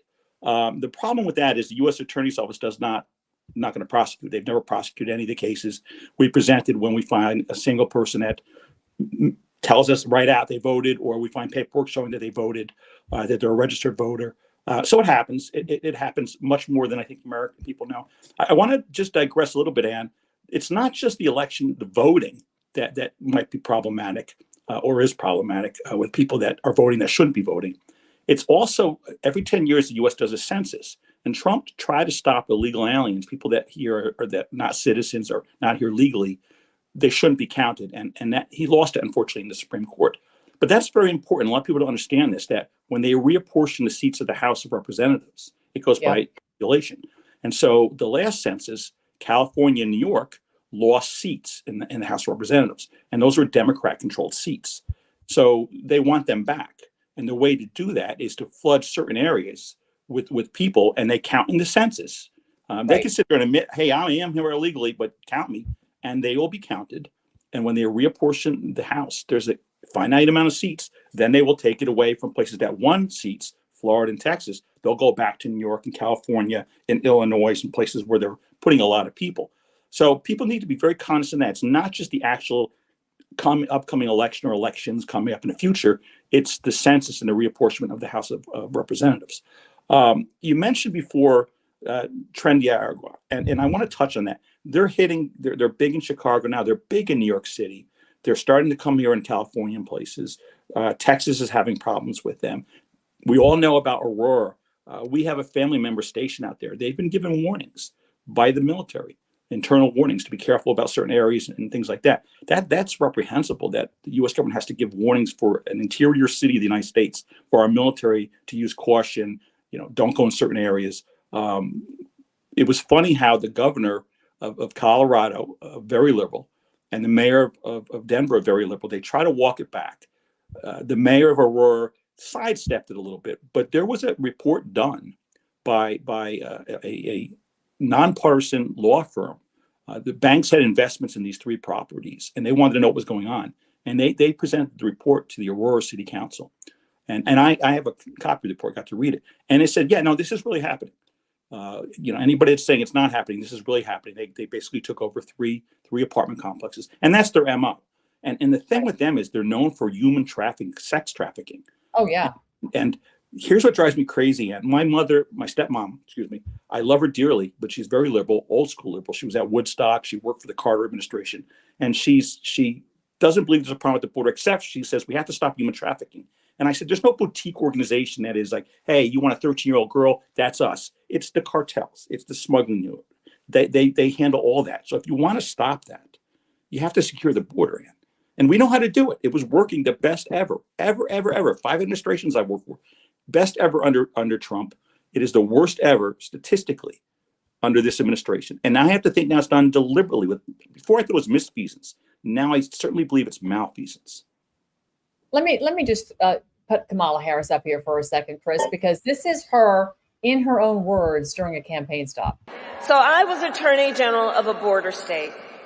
I went after the transnational gangs, the drug cartels, and human traffickers. I prosecuted them in case after case, and I won. So I know what I'm talking about. We know our immigration system is broken, and we know what it takes to fix it. Comprehensive reform that includes strong border security and an earned pathway to citizenship. She's talking about strong border security and earned pathway to citizenship. She prosecuted all these people, yet their policies for the past 4 years have abandoned Article 4, Section 4, including the 50 governors who didn't stand on Article 1, Section 10, Clause 3. Nobody defended the border. Nobody defended the border except the people who are like, hello, I have a ranch here. I've got to hire security to keep these thugs off my property, these cartel members and so on and so forth. So she's really advocating for open borders. She's advocating for amnesty, but she says we're going to prosecute. I mean, she's saying all of it. It's a word salad. It means nothing. Well, I mean, here's the thing. She was never a U.S. attorney. So I don't know about all these tons of cases she prosecuted. Now, She was attorney for San Francisco, and then she was the attorney general of California, but that's not their purview. Now, she might have gotten a case in San Francisco that somebody was a gangbanger that was here illegally, but she's not prosecuted per se for being here illegally. That's not her purview. She can't prosecute for that. So that makes no sense that she said that. I'm one of the, I sat down with Kamala when she was attorney general for the union. I'm going to say this. She was very pleasant. She gave me a hug and she said, hey, cuz, because we have the same last name. And I said, oh, you're Irish. And she laughed. We had a nice talk. My real issue was not so much that she was running for the U.S. Senate at the time. What I saw twice, and this is firsthand experience, was we were at a law enforcement officer's funeral here in California. And she showed up because she was attorney general for the state of California. And she spoke very glowingly about that officer and law enforcement in general. I mean, really glowingly. Now, I understand when you're somewhere with a crowd, you target your what you're saying to that crowd. I get that. I do speaking engagements. That's fine. You maybe de-emphasize something, but about 2 weeks later, 10 days, 2 weeks later, I was at a union event with her, and I was representing AFGE, which is a very liberal union. National Border Patrol Council belongs to AFGE, and I was there for AFGE. And she castigated law enforcement. I mean, she did 180. My friend and I our mouths were, agape, because she didn't just kind of target it at this union event. She was just going off on law enforcement and the corruption and the police brutality, and we have to go after that. And I was like, wow, this lady will say anything to any crowd to get where she wants to go. She has literally no compass on what she believes in or truly believes in. It's whatever that has to be said at that particular moment is what she's going to say. So that's why I've come to the conclusion that take away the whole what she's done on the border with Biden. That in itself would tell me that I can't vote for someone like that. That it's not going a little bit this way or that way. And speaking, when she's speaking to a group, that's 180 degree. Telling you, cops, we love you, you're the best, I support you, and then telling another group, I hate them, they're bad, they're corrupt, blah, blah, blah, we need to rein them in. I have no use for that. And as far as the border, her and Biden on day one with an executive order, undid the best thing we've probably ever had on the border, which was the agreement that President Trump hammered out at our request, at National Border Patrol Council's request. He hammered out with the president of Mexico. They call him ABLO. He's a socialist. And we didn't think it was possible, but he got it done with carrot and stick. And I know what some of the stick was. And it was called, people generally called it the Remain in Mexico program. Technically, it was the migrant protection protocols. We were being overrun with people. All of a sudden, the cartels realized how to game the asylum system. In late summer of 2018, the caravan started coming up. This made them stay in Mexico and wait their turn, which is a very American thing. Wait their turn in line, which is fair. And then they would be heard by an asylum hearing officer and be adjudicated. And if they reach the bar with the asylum law says, they'd be welcome to the United States. God bless, welcome. But if they didn't make that bar, they were going to either have to remain in Mexico, go back to their home country, or go somewhere else. And the numbers plummeted almost by 90%. And on day one, the Biden administration, with an executive order, undid that order. And that is called caused mass chaos on the border. That is one of the biggest problems we have on the border right now, Ann. Yeah, I agree with you. It is a mass problem. And again, these are the policies. And I want to point something out here, because I think a lot of people saw this interview with Bret Baier and Kamala Harris. It was embarrassing, to say the least. I just want to play this and we'll get a comment before we hang on a second. Let's see if we can.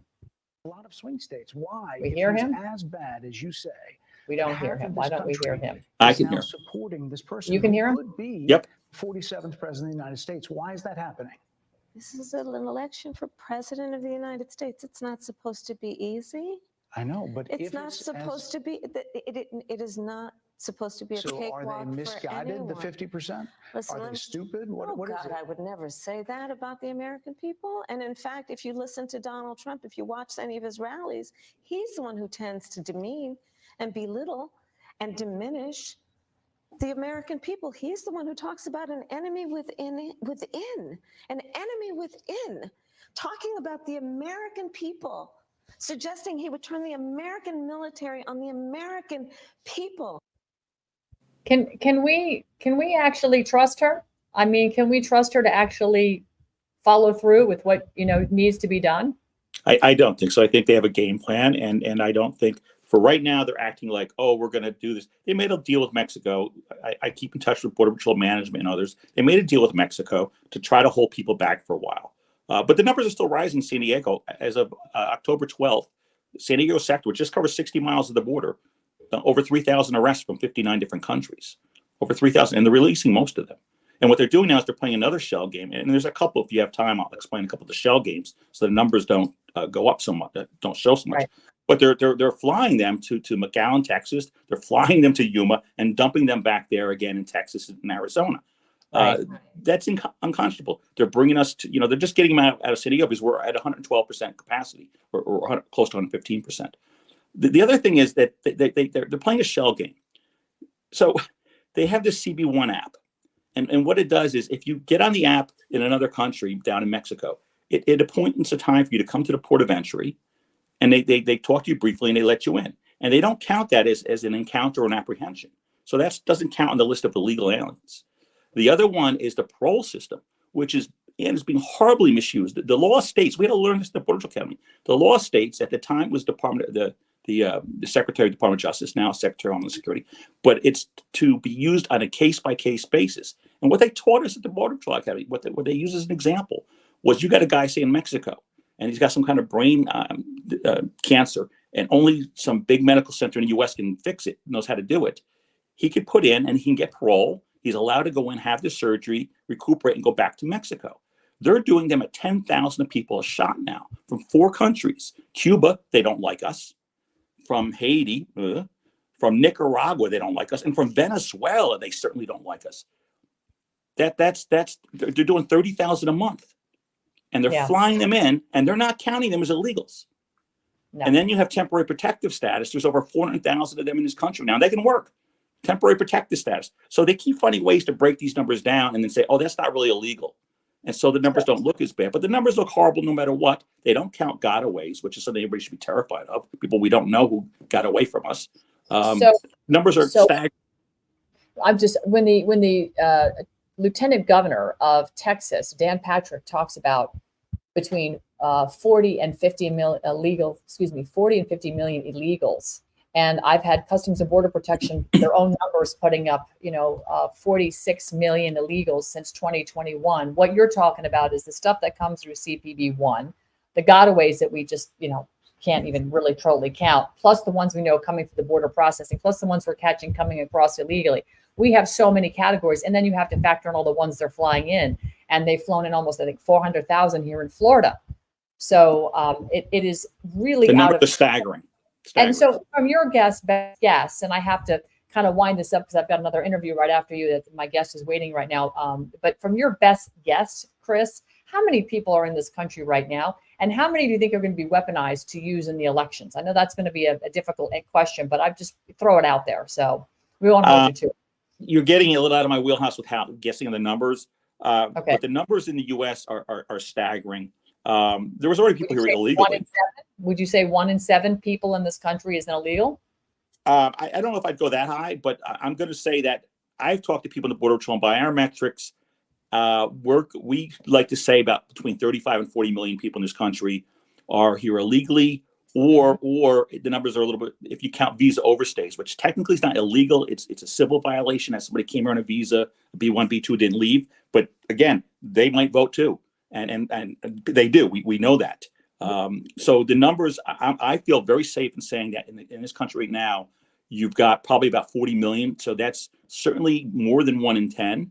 That brings it, we have 335 million as the last census. So if you're saying 40 million people, which I truly think is a real number, and I think you can use metrics to show that, then you're talking about like 1 in 9 are here that when they shouldn't be here. And so how many of those are going to vote? I don't know, but we do know they vote. I mean, it's a given. I've seen it personally. I've arrested people that have voted that were not here, that were here illegally. So it's a fact that they are voting. You've got 26 states that have said it's illegal to ask them for voter ID. So if you want to vote, you don't have to prove that. I had to get several cards. I had to show all kinds of ID to get a public library card not too long ago. I lost mine years ago. And I was like, wow, I need a driver's license, I need this. And the fact is, in California now, I need a special driver's license because the regular driver's license that they give everybody is not good enough to fly. But try flying without an ID. Unless you're illegal, you can't do it. Try going on a military base. There's so many things you have to have an ID for. It's school ID. And it's just, I don't get it. Why you don't need an ID just to vote. Don't get it. No, I don't get it either. Well, Chris, I appreciate you coming by today. Thank you so much. I mean, this conversation is still not over. We have a lot more that we've got to do on this conversation to continue to sort out. It's one last question. If you were called back to serve under a Trump administration, would you? That's different. And number 2, are you in favor of mass deportations? Would you work with Tom Homan? I know Tom, and I would probably go back to the patrol to help out for a while. You got to be careful of mass deportations. It's not going to happen that we're going to deport 40 million, nor should we try to. But what we absolutely need to do is go after the people that just came in, because that sends the biggest message. If people see their family members being sent back, so the ones that just came in with the last week, month, 6 months, go after them. And you also have to go, let ICE and Border Patrol go after the criminal aliens, the gangbangers, the cartel, all those people. That's low-hanging fruit. And especially sanctuary cities, we got to stop sanctuary cities and sanctuary states. It doesn't help the people, even if they're illegally. They don't want a pedophile living next to them. They don't want a drug dealer living on the other side.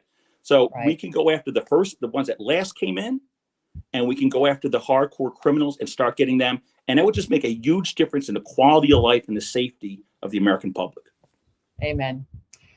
Chris Harris, thank you so much for stopping by. It's always good to know that we're all kind of starting to see the truth for what it is. And, this is part of that Great Awakening 2024, the year of exposure. God bless you. And stay in touch. If you have anything breaking, we want to hear about it. Thank you. I will do. All righty. Take care. Okay, we've got one more guest coming up, and he is a candidate running for Florida's 14th congressional district, Rocky Rutherford. I'm going to play a quick commercial for him. You've got to see this guy. He is on fire, and he's preaching the Constitution. Good afternoon.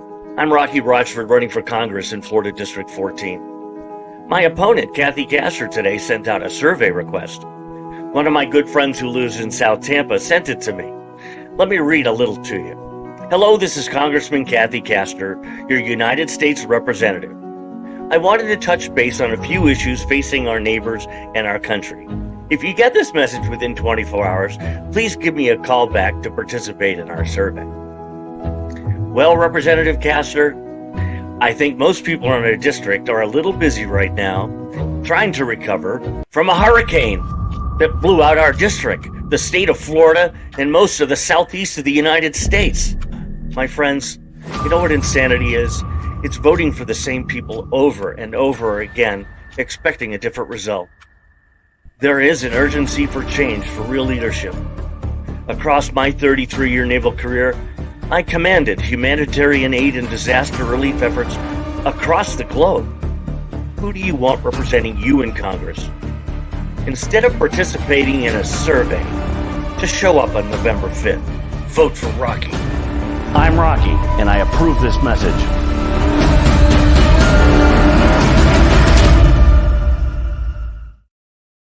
Boom. Love that 33-year naval career.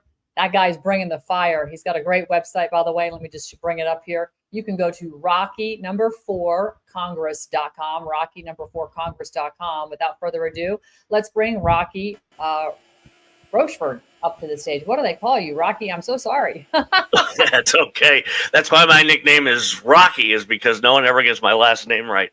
Yeah, anyway, Ann, thank you so much for having me. Yeah, absolutely. You came to me by way of Beth Moranville and Jaime Arellano. And actually, I think Beth has talked about you as well, but Jaime, who I know is a phenomenal human, he and his son have a great team together, and they understand what communism is. And frankly, I see ourselves descending into the pits of hell of communism. But you made such a salient point. We got walloped with 2 hurricanes down here. And, all the opponents want to talk about is nothing but, how they can basically rape and pillage the American taxpayer for their ill-begotten gains and forget the hell with us. And that's what I see happening in North Carolina and our state. And it's rather disappointing, but we need men like you to stand up. So let's hear what your issues are and what you're bringing to the table to help President Trump, right this ship and turn that Titanic around inside the Panama Canal and get us sailing in the right direction. Oh, love it. Love it. Well, I mean, your guest, Chris, and you were just talking about probably one of the biggest points and points of contention in what I see is the southern border. And it's not so much that there's illegal aliens coming in, but it's the bad people that are coming with them. I mean, you spoke of Jaime Arellano, a political journalist who was a prisoner in Nicaragua, and he spoke out against the regime, and they threw him in prison. And it was his speech. It was about a year and a half ago that he was talking about what happened in Nicaragua 5 to 10 years before the Sandinistas and Ortega actually took over. It's a mimic right here, what's happening in our country. So he was very pointed that we have to fight against socialism and communism. And I'm telling you, that speech that he gave was the straw that broke the camel's back. I immediately hopped on that bandwagon and said, I'm going to go fight for this. And that's exactly what I'm doing. And we need to take out a socialist, a communist who is sitting in District 14 in the chair that hopefully will be mine here very shortly. Great. So I'm all for that. And I want to see you take this socialist out because, again, Florida, we are a real bellwether state. And as Florida goes, so goes the rest of the country. We can pitch California, New York off the Lido deck because, they fully converted and drank the Kool-Aid. And frankly, I'm okay if they decide not to come back. That's stay out there. But most of the country is deep red, and we're seeing the bleeding and the bleeding heart liberals and the communism come from these states, but they've also been massively infiltrated, a la our previous guest talking about, and the transnational criminal organizations that are infecting our country are here to stay as long as we let them. So I want to hear a little bit about, because Florida, we have, we're three sides of water, right? Our borders are a little bit more dangerous and difficult to actually protect because people wash up on the shores not too far from where I live regularly, including, what we call square groupers, these big bales of weed and marijuana and then other things. So how are you going to help defend our borders here in Florida? And who are you going to be working with in order to do that? Well, I watch Governor DeSantis speak just about every day, and I'm very impressed with what he's doing in his leadership and how he is fighting against what's happening against our border, against those who are coming in by boat. I completely agree that our border is very porous here, and it's hard to defend. And there's only so much Coast Guard to go around. Unlike the border in Texas and Arizona, that's all on land. But when you talk about the border that's surrounded by water, this is very challenging to do. So, I'd like to see not more resources, because the last thing we need to do is burden the government with more resources and spend more money that we don't have. But I'd like to see us reallocate some of those Coast Guard resources into Florida so we can actually protect our borders better from the illegal immigration that's occurring. So that's at least one step in the right direction. Well, that is a step in the right direction. I'm actually just checking the chat right now. I just want to give a quick shout out. Christy, thank you so much for your work today. I really do appreciate you. And Swole Chihuahua, you're still hanging in there. I love that name, Swole Chihuahua. We have some interesting characters in our chat this afternoon. So getting back to some of the most important issues when it comes to what people are feeling right now, in addition to this psyop of fifth generation warfare and the information war being the most potent right now, is really the underpinnings of what people are, the pain points are our economy. And here in Florida, we're feeling the pinch of inflation in a big way, just going to the supermarket, going to the gas pump. And Florida being a peninsula is really kind of, we're sort of at risk here, because if we do have some kind of calamity and everything shuts down, we're in trouble, right? We become sort of a peninsula, and they can shut off, supply chains coming in, because there's only two major highways that come in here, right? You've got 75 and you've got 95. So how are we going to really shore up and protect ourselves? Are you talking about disaster relief and how we sort of get through what could be a very chaotic period after 5 November, depending on whoever wins? I don't think it really matters. Yeah, and I think that's a really salient point that when we look at what could potentially happen and how we fight against it. My background, I've been in command of HADR events, humanitarian assistance, disaster relief, and I've seen firsthand what can happen and the horrors that come with it.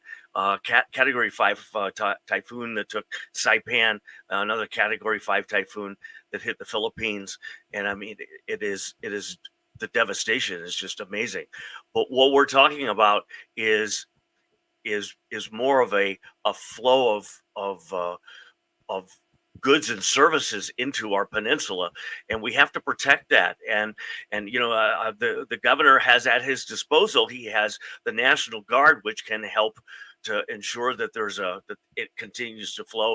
But my fear is that if we continue down the path we're on right now, that mayhem will ensue because of if they attack our infrastructure, for example, all the bad people that are here, and there are a lot of them. We saw 30,000 Chinese come in, and they're all, military age. That's 6 divisions. when you put it in military terms. What are they doing here? They're most certainly not going to Disney World, so I'm very concerned about them and the Venezuelan gangs.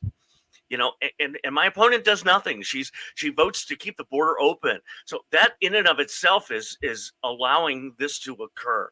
And it is most certainly time for change, and we've got to protect it. Now, the governor has not only but he's got his own, and I forget the term he used for it, but his own protection that the quasi-military organization that he created. And so I'd really like to see that play a significant role in protecting ourselves, because if they close down and affect the flow of oil, the flow of gasoline to airports, our electrical infrastructure, it's going to be mayhem. I mean, we're going back to the Wild Wild West. It is. Can you expand a little bit about your interpretation of Governor DeSantis's quasi? You called it military. Are you talking about militia, National Guard, Florida? Yeah, his militia. I mean, I don't know a lot about it. I remember reading it in online and seeing several news stories about it. But to me, it's these can only, in a time of crisis, are only there to help. And so that's why I applaud the governor for putting this together. Some people, I've heard the criticism that, he's created his own army. Well, first off, he doesn't need his own army. What he's doing is he's trying to protect our infrastructure. And I see that, and I recognize that. And my hope is that when I get to Washington, that my background, I'm going to be able to apply to help and work alongside the governor, and work alongside Senator Scott, and work alongside other representatives, because I bring the experience that very few have, and most certainly my opponent doesn't have any of those experiences. So let's bring out that experience and let's show some applications of what you plan to do alongside, obviously DeSantis here in Florida, but more importantly, up, Scott and any of the other members of Congress and the Senate up in DC that will support Floridians. What can you do to help make sure that Florida is protected? Because we have become sort of a hub for people that are patriots that want to, we escaped COVID. A lot of people came here during COVID, and my old hometown just blew up with people from New York and Connecticut. So much so that I moved out of there because it was just too crowded. God bless the people in Jupiter. But anyway, it did get a little crazy. So tell me, what is your expertise that you think you can lend a hand to kind of really help develop Florida, protect it, and of course, restore the republic, most importantly? So, a job of a representative is to take their good ideas, to evaluate crises, to garner enough support to write a bill, to offset, to fix, to repair, to help where necessary. And you build a coalition around it so it has a higher chances of success. Well, my opponent, this is going to be a shocker. My opponent in 18 years in Congress has been the primary sponsor for one bill. Well, there's technically two others, but they were to rename post offices and they don't count. So she's had one bill in 18 years. Shameful. It is, because she could have been helping the state of Florida. She could have been helping bring funds in, more grant money, not just for her green agenda here in Tampa and Hillsborough County and Pinellas County, but to help the entire state and to help give DeSantis more of a backing. I mean, she voted last year against veteran programs. Most veterans don't know that. And she, on her website, front page, I'm a huge proponent and supporter of the veterans, but you voted against the programs. It was HR 4366. I will never forget that one. But she voted against it. And, her rubber stamp vote is all that she brings to the table, and to me that's just, there's a whole lot more that a representative should be doing, and the job up there. And sorry. No, I'm curious because, we have a little bit of time left and I really want to get this out of you. It's important that we understand, when you look at committees and things that are going to try and get, committees are supposed to actually get things done. Although, even the weaponization committees had a great dog and pony, but yet we still don't have any, nobody's been arrested. Sergeant at arms aren't hauling anybody underneath into the brigs and the jails down below the Capitol. what committees do you think you would be a good fit for? Who do you see as your dogs that you'll run with in Congress and the congressional halls to actually work with you in these committees? And what do you hope to actually accomplish? What specific task do you want to get done up there? I've been asked that question a number of times, and I will tell you that where I see the coalition, because it's not just about the people on our side of the aisle, and that's where Kathy Castor has failed. She has failed to reach across the aisle. She says she does, but if you look at the 187 bills that she's proposed over her 18 years, and none of them have passed, it's because she only gets Democrat support. So where is the support that I look for? So in the 118th Congress, there are 80 veterans. And the 119th, there will be even more. So that's the place I want to start. I want to start by talking to other veterans on both sides of the aisle, because we have a instilled sense of responsibility, get the job done, and charge forward and win the war. And that's exactly what I want to do, is whatever that is. I see myself as being a great advocate on the House Armed Services Committee, because I worked at the Pentagon and I understand the budgetary process. And from what I see and saw while I was there are a lot of things that can be done to fix some of the problems that we have in DOD. Because they're even though it's a very complicated process, to me, there's still a lot of room for improvement. Okay. Well, when you're looking at the country as a whole, we're about to go into this, I would say, possibly even 10 days of darkness. Something catastrophic feels ominous, like something is going to happen. I don't believe it's going to be thermonuclear war. I really don't believe that, because that would just be mutually assured destruction. I do know from my work on Operation Burning Edge, we have 120,000 PLA, members of the People's Liberation Army from China, officers of the Chinese army in this country. We have 1.2 million Chinese that have been training in Canada across the border. We know about weapons caches. We broke the story here on Steel News about the 9 surface-to-air missiles that were smuggled in the country, and they've been broken up into teams of 3. I believe they have worked on locating this, but we believe just by getting that information out, it thwarted the additional surface-to-air missiles they were going to bring in across the border, and so on and so forth. So our country right now is really sort of sitting in a position where we're vulnerable. And we just don't recognize how vulnerable we are. And that's just, physical threats to the country. But we have existential threats. We've got financial threats. We've got what's happening with BRICS and the fact that we're out in the cold. We're going to go through a very difficult period, whether it manifests into physical violence in this country, no matter who wins. I think the country's getting ready for that. They've got continuity of government. They've got DOD Directive 5240.01 that they can take the military and shoot Americans if they believe there's civil unrest. And it has to do with the fact that we think the election was stolen. I mean, how are you counseling your district in 14 to say cooler heads prevail and I'm going to help get us through this? Yeah, you just said it. I mean, it's addressing the people and speaking to them and going out into the community and since the hurricanes blew through, me and my campaign manager handed out 19 pallets, just the two of us, 19 pallets of water and MREs to those in need across the bay, St. Petersburg, Tampa. So you have to get out into the community, you have to talk to people, and you have to assure them that you're in charge and that you have the leadership to be able to do this. And I bring that level of experience that I'm going to be able to hopefully keep things at bay and keep things down. But we can't afford another 4 years or even another 2 years of the representative for 14 right now. We can't afford it. No, we can't. We need cooler heads of people that actually want to get something done and not just push papers around on their desk and pretend like they're doing something without working and reaching across the aisle to build a time for change. Time for change. We're a highly divided country right now, and it's mostly manufactured by the media. Rocky Rochefort, people can follow you on your X profile. You have a nice X account right here. Thank you. At Rocky4 4 Congress is your X profile. You have another website, same Rocky4 4 Congress.com. Please go there if you feel inspired. Read about some of his issues, how he's going to tackle them, and of course, you can make a donation. I appreciate your time today, Rocky. Thank you so much, Ann. Thank you. God bless you. All right, guys, we're about out of time.